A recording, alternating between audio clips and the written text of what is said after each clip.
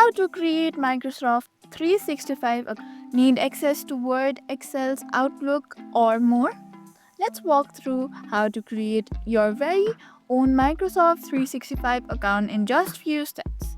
Go to www.office.com, click Sign In, then choose Create One, and there you can see under the login box, enter your email address. You can choose the valid one or create a new Outlook email.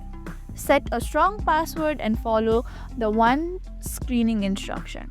Verify your identity with a code sent on your email or phone.